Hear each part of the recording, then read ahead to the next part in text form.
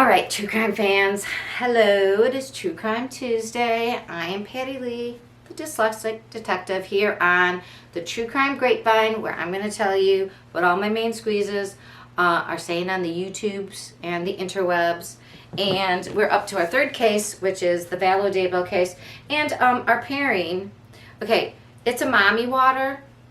Mom water. Mom water. For those moms who like their water to have a little, I guess it has tequila in it.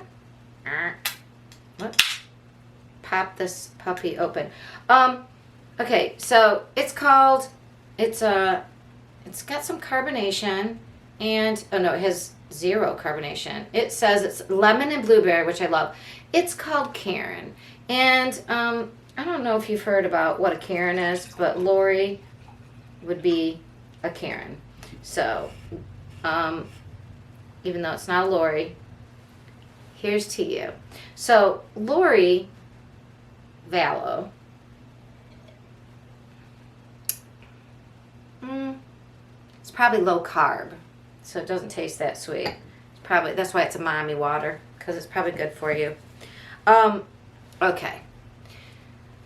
The Vallow Daybell case, like the Murdoch case, is very convoluted and involved. It involves multiple big M's and financial crimes along the way, and of course, all because of religion. Gotta throw that in there. Okay, so Chad and Lori are accused of, for their own twisted purposes, related to a splitter Mormon religion that Chad developed called the First Church of the Firstborn. Yeah, they have a whole convoluted thing about how people can become zombies and how they have to be the big M, or as we say, unalived, in order to be released.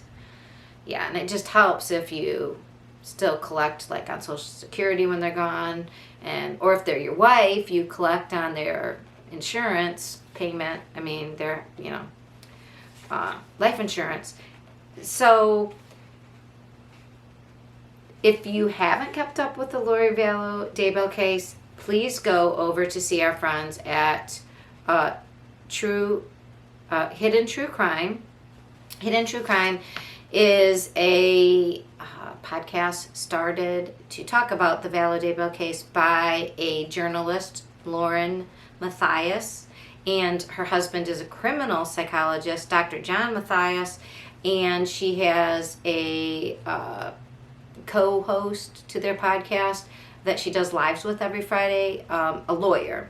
She was a defense lawyer. I believe she also did some work in the prosecution office. Her name is Lori Hellis, and she's worked in both Arizona and I believe Utah or Idaho, where these cases have all taken place. So she's not just aware of the law, but around the area law. And she is moving to Boise because the case has been moved out of Rexburg, Idaho, where the children were found in Chad's backyard.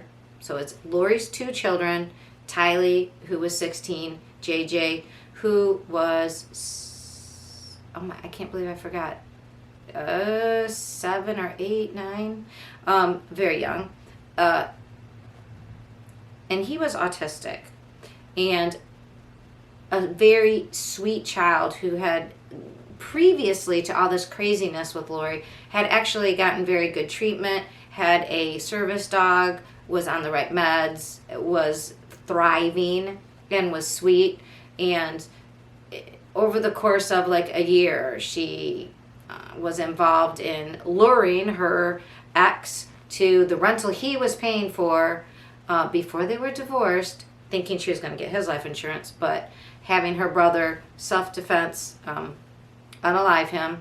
And then she had given away her son's, then all of a sudden, like, she did these horrible things, gave away his service dog, tried to give it away, and then the service people were like, no, you have to, that was a trained special dog, you have to give it back.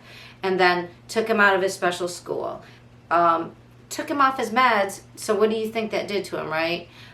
Wouldn't let him talk to his grandparents, Kate and Larry Woodcock, and then moved immediately up to this Rexburg, Idaho place where all of a sudden then Tylee disappeared shortly after they moved up there in September, early September, then later September. JJ disappeared, and by disappeared, I mean, we're going to find out more. In fact, another good one of my main squeezes to follow is Gigi and Fruit Loop at Pretty Lies and Alibis. They're on YouTube and on Twitter. And Gigi was at CrimeCon this weekend and said she spoke with Nate Eaton. He said the scuttlebutt, like just things they're hearing, is like this is going to be like the details are far worse than what we expect. I can't even imagine how they could be worse than what we already know. But anyway, so after the children were missing and right before they were found, Lori and Chad ran off to Hawaii. She often, I guess, went. I mean, she's gone to Hawaii off and on a lot. I don't know why Hawaii draws the crazies like that. There was another cult that was there, like a couple of them. I don't know. Maybe it's because it's beautiful. That's just so strange to me. Anyway, she was brought back from Hawaii because she wouldn't produce her children, and then she was in jail, extradited to Rexburg, Idaho for that. Sat in jail for a while, was very sassy and sort of smirking all the time whenever we saw her in court. As soon as they found the bodies and she was charged with murder, all of a sudden her lawyer said, oh, she needs to be evaluated for her competency. Speaking of mommy water, I need some to deal with this. Yeah, competent as soon as you're charged with murder.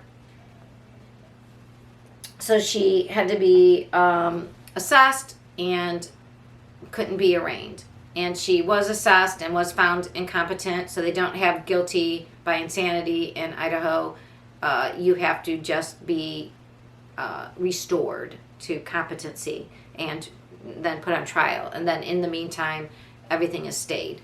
So for a whole, almost a year, she's been not competent. So, but as of April, she was found competent.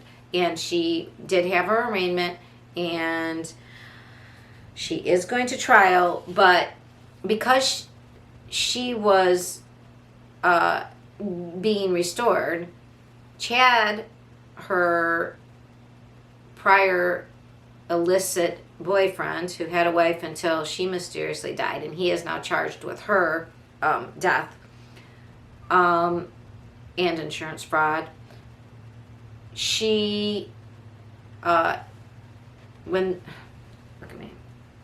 When I lost track of what I was saying.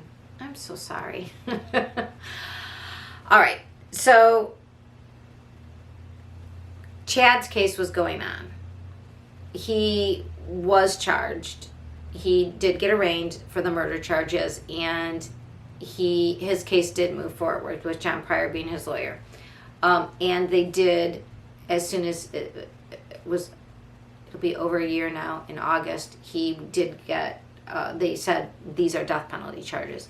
So now, just recently, what day was it? Yesterday? On Monday? May 2nd, they said Lori now also is, and they had to expect that because the cases are still joined, but what happened was, as soon as she said she was competent, because she was sort of behind what was happening, and she was indigent, so her one lawyer was replaced with a death certified attorney, and he brought on another attorney, and they said at the arraignment that she did not waive her speedy trial rights, which is you have to be, your trial has to start within 6 months. So that would put us, like they said at the time, October 19th, which was when Tammy was unalived, which was kind of crazy and sort of like weird, the universe is on schedule type of thing. But I will just tell you, it seemed as if so the cases have to be, they said the cases could not be separated. They were joined. But then Lori's case would be in October. So then the big question is, does Chad's case get moved up to October? Or, because Chad he's scheduled to be, his trial to start January 9th. So now that it is for sure they're asking for the death penalty. Things are a little more serious, and they also probably have to get a mitigation person. A mitigation person is a lawyer who just works on the punishment phase. They're not dealing with the trial part. They're dealing with, like, so if she does get convicted, how do we get her not to have the death penalty?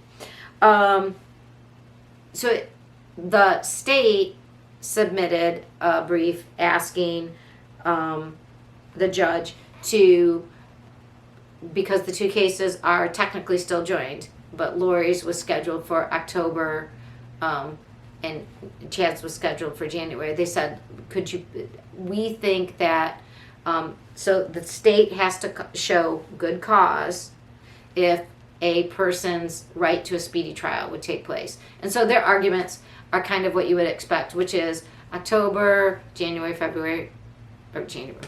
October to November, December, like the beginning of January. So that's like 2 months, really.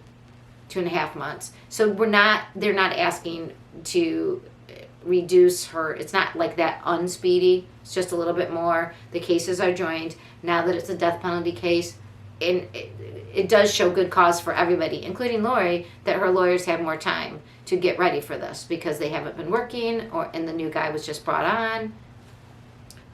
And then there was some discussion about, because there's the case for each of them, so for Lori and Chad, are supposed to take 10 weeks each. So they're joined. So right now, the whole trial has been moved to Ada County from across the state of Idaho, in Rexburg, which is Fremont County, I believe.